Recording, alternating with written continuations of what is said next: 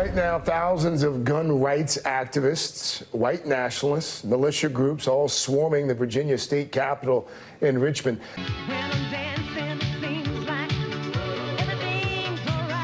Supposedly some white nationalists. White nationalists. White nationalists. White nationalists. White nationalist groups. White supremacists. White supremacists. White supremacists. White extreme. Northam clearly trying to avoid another Charlottesville. Yeah. In Charlottesville. Could see a repeat of what we saw in 2017 in Charlottesville. Similar to what we saw in Charlottesville. Worrying about a repeat of Charlottesville. Horrible 2017 Charlottesville disaster. You look at what happened in Charlottesville. The two sides clashed in Charlottesville. And certainly, yes, the president has been tweeting about this rally for several days. So, Hallie, I'm going to send it back to you. Gabe Gutierrez live for us there. Thank you, Gabe. Appreciate it. And apologies for some of the background noise.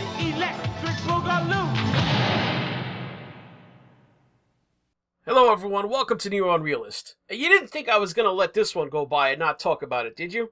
Yes, on a cold, crisp day yesterday, it was January 20th, a federal holiday that many of us had a day off for Martin Luther King Day. But in Virginia, it coincides with their tradition of Lobby Day, when citizens traditionally have the opportunity to lobby their state legislature in Virginia. And every year, it appears that there is a contingent in Virginia, a group that spends that day every year having a gathering at, this lobby day for their pet issues being on the pro-Second Amendment side. And it's usually an event that draws maybe a few hundred people, no big deal, but with the legislation this year, it's 2020 and Democrats have taken over the Virginia legislature. And they are pushing through what many on the pro-Second Amendment side feel are extreme restrictions on their Second Amendment and Virginia state constitution rights. And many in the run-up to this gathering, they slapped the label of the Boogaloo onto the event. And I just found that amusing. Supposedly this, this meme on the title of the 1984 cult film classic, Break Into Electric Boogaloo. If you're not a child of the 1980s, let me give you a brief synopsis of this classic of film cinema. The immortal trio from the first film Breakin', there were three characters named Kelly, Ozone, and Turbo. They made their return in the sequel, where they struggled against the machinations of a ruthless real estate developer who wanted to tear down their community center in order to build a shopping mall. Now, sadly, though renowned film critic Roger Ebert, he gave the film a 3-star rating, and the New York Press Film Club, the film critic, it was a guy named Armand White, he called the movie superb. But you might be shocked to learn that Break Into Electric Boogaloo, that masterpiece, was snubbed by the Oscars that year. So the title, for whatever reason, over the years, it just came to be used as a catch-all term for any sequel or follow-up event. Equivalent to, I guess, if the French term would be redux or redo.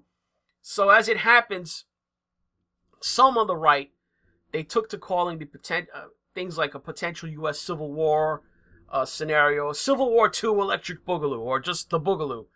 And somehow this means, because some people on the right use the word Boogaloo, now it's an explicitly white nationalist term, according to the Anti-Defamation League and places like that. So, forever co-opted by the dreaded alt-right, it amazes me the power that the mainstream media and groups like the ADL and the Southern Poverty Law Center just heap onto the far right, basically unearned. I mean, if it happens on 4chan, somebody on 4chan types it in and posts Boogaloo, oh, it's a far right term now. So I really think if Richard Spencer suddenly started waving a rainbow flag and he put rainbow filters on his social media accounts, they'd probably even surrender the LGBT flag to the far right. But anyway, you heard in the intro to this video, the Virginia Lobby Day rally was being framed hard in the week prior to it as a white nationalist or a white supremacist rally. It was declared a potential Charlottesville. One problem, that's a complete and total lie. The event was sponsored by that aforementioned Virginia-based, it's just a state gun rights organization in Virginia, which has no known white nationalist or white supremacist agenda. The event, it wasn't started this year even. It's the same event they hold every year without incident or controversy. It's been going back for years now.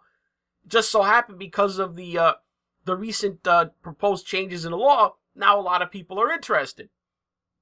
So the event had this year, it had an explicit legislative agenda, a legislative purpose to oppose the Virginia Democrats' proposed gun control laws.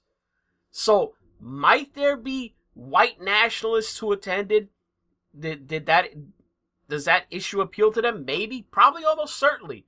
But it's preposterous. Richmond law enforcement estimated the crowd to be 25,000 people. So I'm sure there were people of all political leanings present. But if there's one boogeyman there, just one white nationalist, suddenly the rally is Charlottesville. This is the Covington Catholic media smear all over again. This is the actual Boogaloo. This is the Redux. It was the media's framing of this event. The left, the mainstream media, painting a narrative in total opposition to reality. This was the infamous clip making the rounds yesterday. The evil white nationalist militia that was marching into Richmond yesterday to occupy the Capitol and declare Virginia an ethno-state, apparently. I guess that's the inference that we're supposed to draw here. Call in the National Guard, the Capitol is under siege.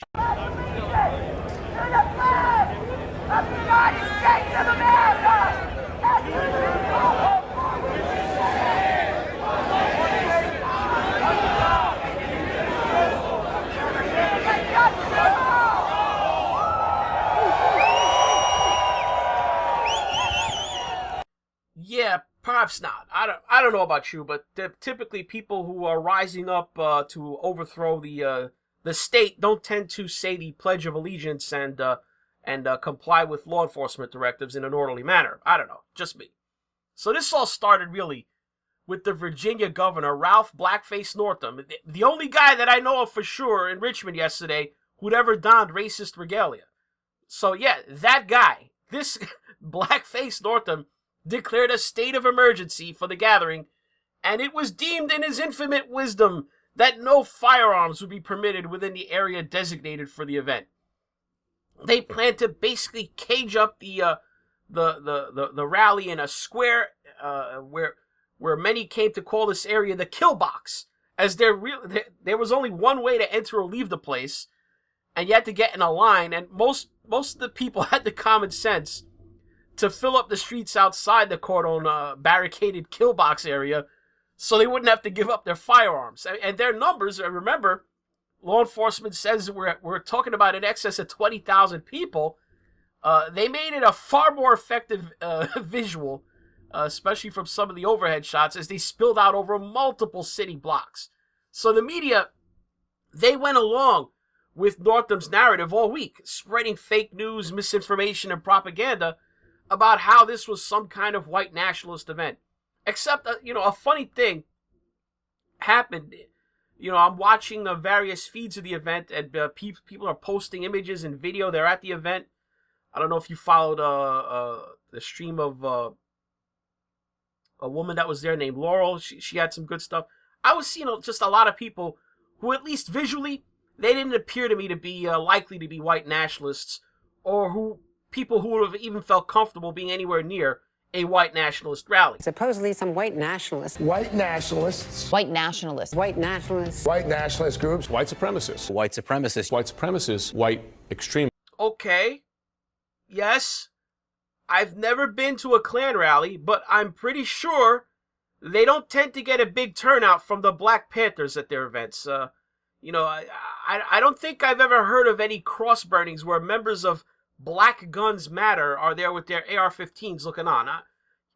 I'm sure that these two little Vietnamese women, they would have felt perfectly safe walking around in a crowd of 20,000 or so armed racist white supremacists there to cause trouble. I don't know about you, but I'm just gonna say that this was not Charlottesville. The word racism as a means of control. They want to control us. They want to control our vote. It's very simple. They want to keep us on the Democratic Party side, and the way that they do that is saying, oh, discrimination, white supremacy, racism, you have to vote for us because the other side is bad and we're really good even though we oppress you guys through our policies. But this is what they do to keep us in line, and we want to break the mold. It's time. Are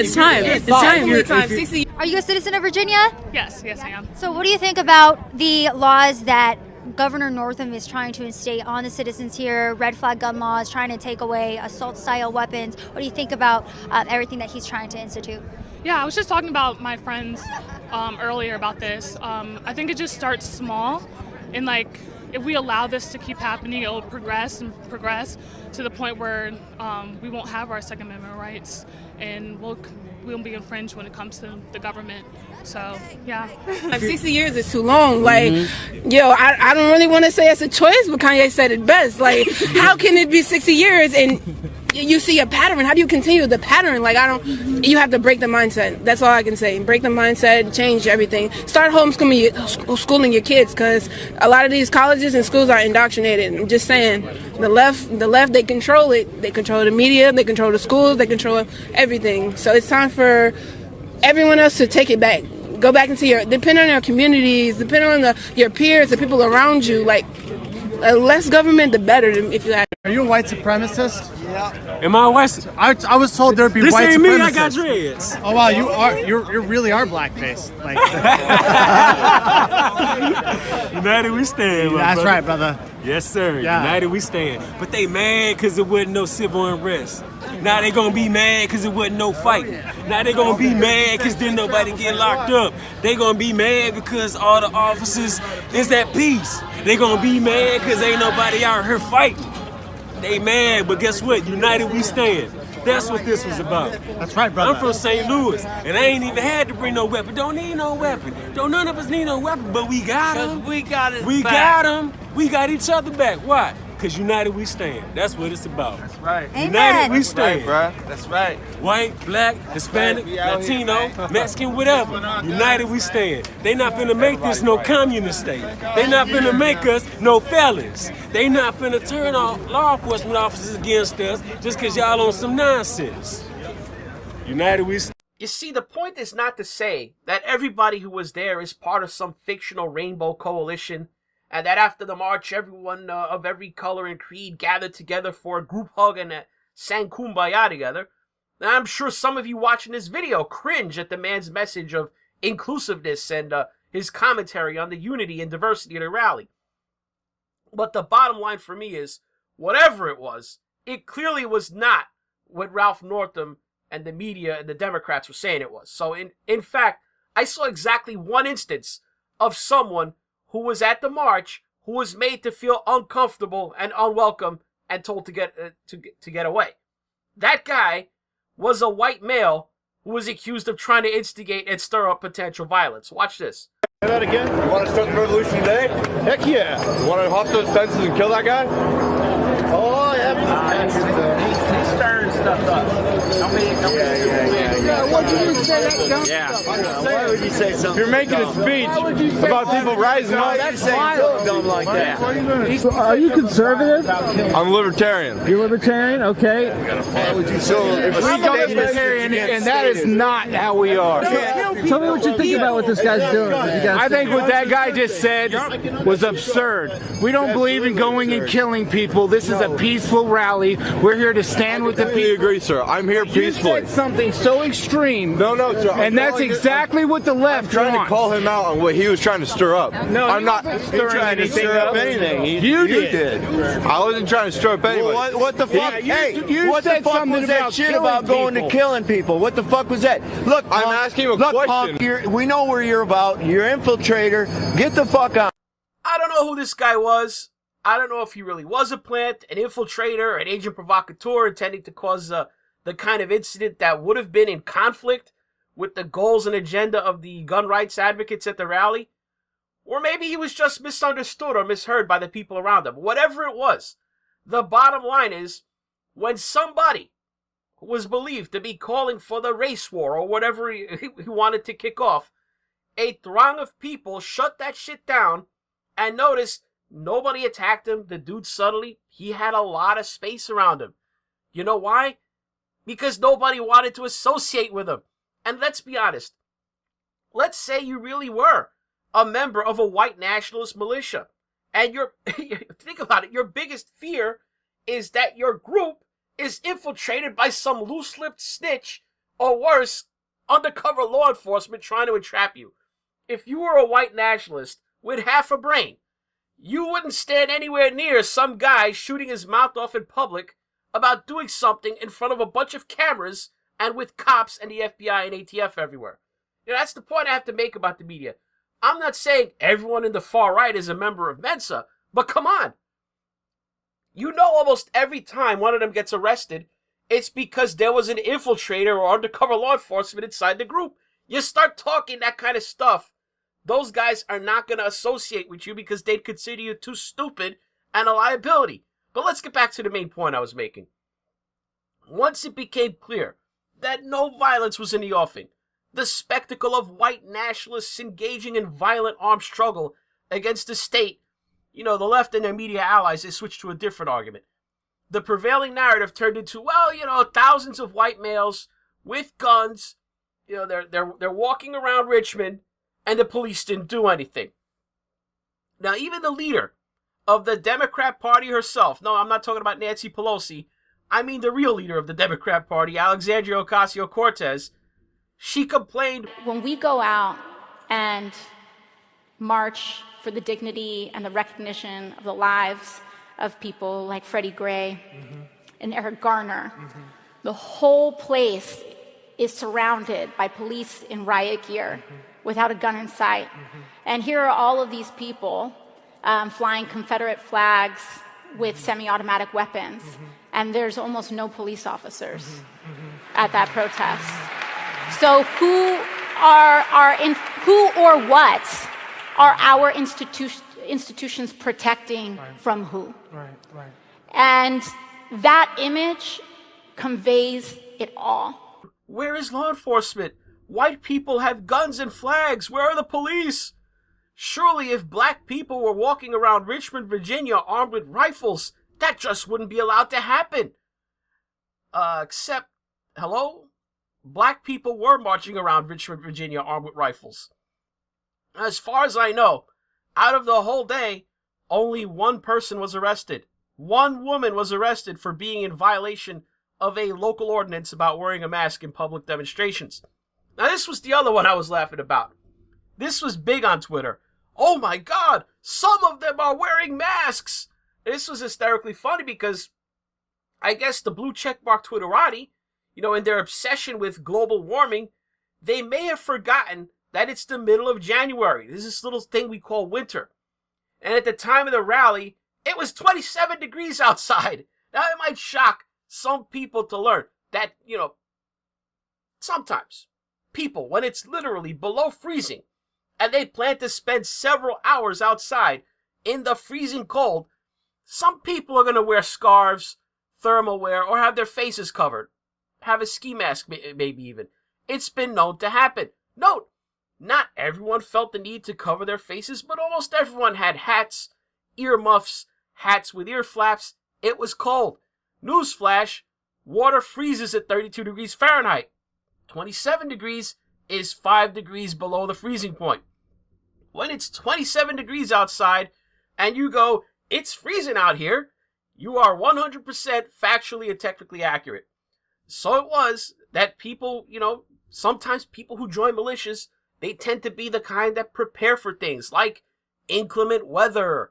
Yes, sometimes they wear thermal gear that can extend to come up over their face if they feel cold. You know, in case the Russians invade and they have to ambush a Ruski convoy face down in the woods in the middle of winter or something. Wolverines! Anyway, when all is said and done, this roving army of white nationalist gunmen, surely they would have left a trail of destruction not seen in the South since General George Tecumseh Sherman drove his Union Army through the Confederacy and left a swath of carnage all the way to Georgia and the sea. Okay, or maybe just since the left freaked out at Donald Trump's inauguration, maybe.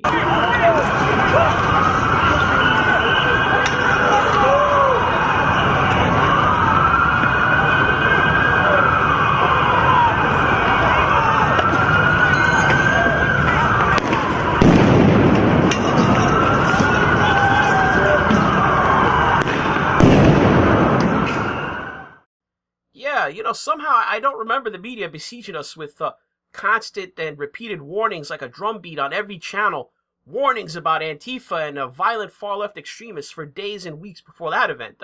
So how did things wind up in Richmond after the rally was over and it was time to go? Pick up the trash. We're going to put it right here in this bag. It's a birthday present for Ralph Northam. Yeah. All right, there we go. I got some over here. Thank you. Thank you. Put it in there. They picked up the litter. Oh, my God. Leftist protesters?